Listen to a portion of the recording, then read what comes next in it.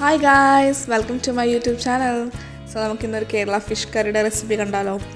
ഈ fish curry എന്ന് പറയുന്ന സംഭവം എനിക്ക് പണ്ട് ഒട്ടും ഇഷ്ടമല്ല സംഭവമാണ് കേട്ടോ. ഞങ്ങൾ കൊച്ചിക്കാരുടെ വീട്ടിൽ ഡെയിലി എല്ലാ ദിവസവും ഫിഷ് ഉണ്ടാവും. അതായത് ഫിഷ് ഇല്ലാത്തൊരു ഡേ പോലും നമ്മുടെ വീട്ടിൽ ഉണ്ടാവില്ല, അതുപോലെയായിരുന്നു.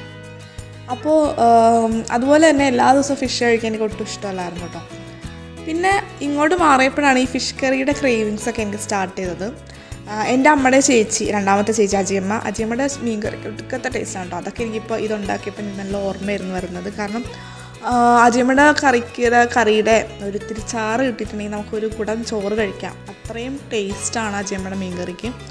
അതൊക്കെ ഇപ്പോൾ കുറേ വർഷങ്ങളായി അതൊക്കെ കഴിച്ചിട്ട് പറയുമ്പോൾ തന്നെ എനിക്ക് വായിൽ വെള്ളം വരികയാണ്. പക്ഷെ എന്നാലും നമ്മൾ ഇവിടെ നിന്ന് പറഞ്ഞിട്ടല്ലേ കാര്യമൊന്നുമില്ലല്ലോ. അപ്പോൾ നമുക്ക് ഉണ്ടാക്കി കഴിക്കാനല്ലേ പറ്റുള്ളൂ. അപ്പോൾ അങ്ങനെ ഞാൻ ഇവിടെ വന്നു കഴിഞ്ഞപ്പോഴേക്കും ഞാൻ ഫിഷ് കറി എനിക്ക് ഭയങ്കരമായിട്ട് ക്രേവിങ്സ് തുടങ്ങി. എനിക്കറിയില്ല എന്താണ് അവിടെ നിന്ന് ഇഷ്ടപ്പെടാണ്ട് നാട്ടിൽ വെച്ച് ഇഷ്ടപ്പെടാത്ത സംഭവങ്ങളൊക്കെ ഇവിടെ വന്നപ്പോൾ എനിക്ക് ഭയങ്കരമായിട്ട് ക്രേവിങ്സ് തോന്നിയിട്ടുണ്ടായിരുന്നു കേട്ടോ. അപ്പോൾ ഇവിടെ വന്നിട്ട് ഞാൻ തന്നെ ഉണ്ടാക്കാൻ പഠിച്ചൊരു കറിയാണിത്. അതായത് ഞാൻ നാട്ടിൽ വെച്ച് ഉണ്ടാക്കുന്നുണ്ടായിരുന്നില്ല ഫിഷൊന്നും. അങ്ങനെ ഞാൻ പഠിച്ചു. പിന്നെ ഞാൻ മിക്കപ്പോഴും ഒക്കെ വീട്ടിൽ ഉണ്ടാക്കാറുണ്ട് ഇപ്പോൾ. അപ്പോൾ അങ്ങനെ എനിക്ക് കുറച്ച് നല്ല അയില കിട്ടിയിരുന്നു. അപ്പോൾ ഞാൻ വിചാരിച്ചാണ് പിന്നെ ഒരു വീഡിയോ എടുത്തേക്കാം എന്ന് വിചാരിച്ചിട്ടെടുത്താണ്. അപ്പോൾ അതിനായിട്ട് ഞാൻ കുറച്ച് കുഞ്ഞുള്ളി എടുത്തിട്ടുണ്ട്, അതുപോലെ തന്നെ ഇഞ്ചി, പിന്നെ പച്ചമുളക്. കുഞ്ഞുള്ളി നമ്മളൊരു 10-11 എണ്ണം നമ്മൾ എടുത്തിട്ടുണ്ടായിരുന്നു. അതെല്ലാം ക്ലീൻ ചെയ്ത് അരിഞ്ഞു. അതുപോലെ തന്നെ ഇഞ്ചി ഒരു കഷ്ണം എടുത്തു, അതും നല്ല നേരി പോലെ അരിഞ്ഞു.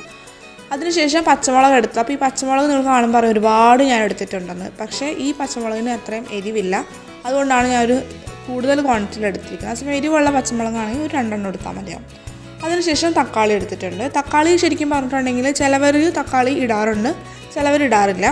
ഇത് പുളിക്ക് വേണ്ടിയിട്ട് ഞാൻ ഇടുന്നതല്ല കേട്ടോ. കാരണം ഇതൊരു കറിയുടെ ഒരു തിക്നെസ്സിന് വേണ്ടിയിട്ടാണ് ഞാൻ ഈ തക്കാളി യൂസ് ചെയ്യുന്നത്. കാരണം ഈ ഒരു തക്കാളി നമ്മൾ ഒന്ന് പേസ്റ്റ് ചെയ്തിട്ട് നമ്മൾ കറിയിൽ ആഡ് ചെയ്ത് കൊടുക്കുമ്പോൾ ശരിക്കും കറി കുക്കായി കഴിയുമ്പോഴത്തേക്കും നല്ലൊരു തിക്ക് ഗ്രേവി ഈ കറിക്ക് ഉണ്ടാവാറുണ്ട്. അപ്പോൾ അങ്ങനെ ഞാൻ ചെയ്ത് നോക്കിയപ്പോഴത്തേക്കും എൻ്റെ ഒരു ഫ്രണ്ടാണ് ഇങ്ങനെ പറഞ്ഞത് അരച്ചിട്ടിടാനായിട്ട്. അങ്ങനെ ഇട്ട് കഴിഞ്ഞപ്പോഴത്തേക്കും ശരിക്കും നല്ലൊരു തിക്നെസ് കറിക്ക് എനിക്ക് ഫീൽ ചെയ്തിട്ടുണ്ടായിരുന്നു കേട്ടോ. അങ്ങനെ ഞാൻ നല്ല ചോപ്പറിൽ ഇട്ടിട്ട് ജസ്റ്റ് ഒന്ന് കറക്കി അടിച്ചു. അപ്പോഴത്തേക്കും അത് പേസ്റ്റായി കിട്ടി. അപ്പോൾ അത്രയേ ഉള്ളൂ. നമുക്കിനി കുക്കിംഗ് സ്റ്റാർട്ട് ചെയ്യാം. അപ്പോൾ അതിനായിട്ട് ഞാനൊരു ചട്ടി വെച്ചിട്ടുണ്ട്. എൻ്റെ കയ്യിൽ മൺചട്ടിയൊന്നുമില്ല, പ്രത്യേകിച്ച് ഇൻഡക്ഷൻ സ്റ്റവ് ആയതുകൊണ്ട് ഞാൻ മൺചട്ടിയൊന്നും നാട്ടിപ്പോയി വാങ്ങിച്ചിട്ടുണ്ടായിരുന്നില്ല. ഇതുപോലത്തെ ഒരു ചട്ടിയാണ് വാങ്ങിച്ചത്. അതിലേക്ക് നമ്മൾ വെളിച്ചെണ്ണ ആഡ് ചെയ്തു. Actually no Kerala food without coconut oil എന്നാണല്ലോ. അതുപോലെ തന്നെ നമ്മളുടെ എല്ലാ റെസിപ്പികളിലും വെളിച്ചെണ്ണ ഉണ്ടാവും. അപ്പോൾ അതുപോലെ തന്നെ ഞാൻ വെളിച്ചെണ്ണ ആഡ് ചെയ്ത് കൊടുത്തു. അതിനകത്തോട്ട് കുറച്ച് ഉലുവയും അതുപോലെ തന്നെ കടുകും ആഡ് ചെയ്ത് കൊടുത്തു. ഇത് രണ്ടും പൊട്ടണ വരെ നമുക്ക് വെയിറ്റ് ചെയ്യാം. അതിനുശേഷം നമുക്ക് ഇതിനകത്തോട്ട് അതെല്ലാം പൊട്ടി വരുമ്പോഴത്തേക്കുണ്ട് ഇതിലേക്ക് നമ്മൾ അരിഞ്ഞു വെച്ചിരുന്ന ഇൻഗ്രീഡിയൻസ് എല്ലാം ആഡ് ചെയ്ത് കൊടുക്കുക. അപ്പോൾ ആദ്യം തന്നെ നമ്മൾ ഇട്ട് കൊടുക്കുന്നത് കുഞ്ഞുള്ളിയാണ്. കുഞ്ഞുള്ളി ആഡ് ചെയ്ത് കൊടുക്കാം. കുഞ്ഞുള്ളി ഇട്ട് നന്നായിട്ടൊന്ന് മിക്സ് ചെയ്ത് കൊടുക്കാം. നല്ല സോഫ്റ്റ് ആവുന്നത് വരെ നമുക്ക് മിക്സ് ചെയ്ത് കൊടുക്കാം കേട്ടോ. ഈ ടൈമിൽ നിങ്ങൾക്ക് വേണമെങ്കിൽ പച്ചമുളകും വേപ്പിലയും ഇഞ്ചിയും ഇട്ട് കൊടുത്തിട്ട് ഒരുമിച്ച് ഇളക്കാം കേട്ടോ. അത് ഓൾമോസ്റ്റ് എല്ലാം ഒരേപോലെ തന്നെ നമുക്ക് കുക്കായി കിട്ടും. വലിയ കുക്കിംഗ് ഡിഫറൻസ് ടൈമൊന്നും എടുക്കത്തില്ല. പിന്നെ ഈ കുഞ്ഞുള്ളിയൊക്കെ എനിക്കറിയാൻ ഭയങ്കര ഇഷ്ടമല്ലാത്തൊരു സംഭവം കേട്ടോ, പൊടിക്കാനും അരിയാനൊക്കെ. കാരണം ഭയങ്കര ചെറുതാണ്, കയ്യിൽ പിടിക്കാൻ കൂടി പറ്റില്ല. പക്ഷേ അതിട്ടിട്ടുള്ള ടേസ്റ്റ് അത് നമുക്ക് ഒഴിവാക്കാൻ പറ്റാത്തത് കൊണ്ടിട്ടാണ് ഞാൻ ആഡ് ചെയ്യുന്നത്. അതിട്ട് കഴിഞ്ഞാൽ നമുക്ക് വല്ലാത്തൊരു കറിയുടെ ടേസ്റ്റ് വളരെയധികം കൂടാറുണ്ട് കുഞ്ഞുള്ളി ആഡ് ചെയ്യുമ്പോഴത്തേക്കും. അപ്പോൾ അതുകൊണ്ടിട്ടാണ് പിന്നെ ഇതും വരട്ടെ എന്ന് വിചാരിച്ച് ഞാൻ അരിഞ്ഞെടുക്കുന്നത്. അങ്ങനെ അതെല്ലാം ഇട്ട് നന്നായിട്ട് മിക്സ് ചെയ്തപ്പോൾ ഞാൻ കുറച്ച് ഉപ്പ് കൂടി ആഡ് ചെയ്തു. അപ്പോൾ ഉപ്പിട്ടപ്പോൾ ഞാൻ കറിക്കുള്ള ഉപ്പും കൂടിയാണ് ആഡ് ചെയ്ത് കൊടുത്തത്. ഉപ്പിട്ട് കഴിയുമ്പോൾ പെട്ടെന്ന് വഴണ്ട് വരുമല്ലോ, അതുകൊണ്ടാണ് അങ്ങനെ ചെയ്തത്. അതിട്ട് കുറച്ച് കഴിയുമ്പോൾ തന്നെ ഞാൻ പൊടികളൊക്കെ ആഡ് ചെയ്തു. പൊടികളായിട്ട് ഞാൻ മഞ്ഞൾപ്പൊടി, കാശ്മീരി ചില്ലി പൗഡറും പിന്നെ ചില്ലി പൗഡർ, നോർമൽ എരിവുള്ള ചില്ലി പൗഡറുമാണ് ഞാൻ എടുക്കുന്നത്. കാശ്മീരി ചില്ലി ആഡ് ചെയ്യുന്നത് നല്ല കളറിന് വേണ്ടിയിട്ടാണ്. പിന്നെ നോർമൽ ചില്ലി പൗഡർ ആഡ് ചെയ്യുന്നത് എരിവിന് വേണ്ടിയിട്ടുമാണ്. ഈ എരിവിന് വേണ്ടിയിട്ട് ഞാൻ ഇടുന്ന സെപ്പറേറ്റ് ഇടുന്ന ചില്ലി പൗഡർ നല്ല എരിവ് തരുന്ന ചില്ലി പൗഡറാണ് കേട്ടോ. അപ്പോൾ അതുകൊണ്ട് ഞാൻ വളരെ കുറച്ച് നമുക്ക് ആവശ്യമുള്ള അത്രയും അങ്ങനെയാണ് ഞാൻ ആഡ് ചെയ്തത്. അപ്പോൾ ഞങ്ങളുടെ വീട്ടിൽ അത്ര എരിവ് അത്രയും വേണ്ട, അതുകൊണ്ട് ഞങ്ങളുടെ ആവശ്യത്തിനുള്ള അത്രയും ഇട്ടത്. അതുപോലെ തന്നെ അതൊന്ന് മൂത്ത് വരുമ്പോഴത്തേക്കും നമ്മൾ നേരത്തെ പേസ്റ്റ് ആക്കി വെച്ചിരുന്ന ടൊമാറ്റോയും കൂടി നമ്മൾ ആഡ് ചെയ്ത് കൊടുത്തിട്ട് എന്നിട്ട് അതൊന്ന് ജസ്റ്റ് മിക്സ് ചെയ്ത് കൊടുക്കുക. ഈ സമയം നമുക്ക് തീയൊക്കെ കുറച്ച് വെക്കാം, അല്ലെങ്കിൽ പെട്ടെന്ന് അത് കരിഞ്ഞ് പിടിക്കും. അതുപോലെ തന്നെ കുടംപുളി വെള്ളത്തിൽ, അതും ചൂടുവെള്ളത്തിൽ ഞാൻ ആഡ് ചെയ്ത് വെച്ചിരുന്ന കുടംപുളിയാണ്. അതൊന്ന് അതിനകത്തൊക്കെ ആഡ് ചെയ്ത് കൊടുക്കാം. അത് വിട്ടൊന്ന് തിളച്ച് വരുമ്പോഴത്തേക്കും കറിക്ക് ആവശ്യമായിട്ടുള്ള വെള്ളം നമ്മൾക്ക് ആഡ് ചെയ്ത് കൊടുക്കാം. ഇനി ഇതെല്ലാം തിളച്ച് വരാൻ വേണ്ടിയിട്ട് നമുക്ക് വെയിറ്റ് ചെയ്യണം. അതിന് വേണ്ടി ക്ലോസ് ചെയ്തിട്ട് നമുക്ക് വെയിറ്റ് ചെയ്യാം.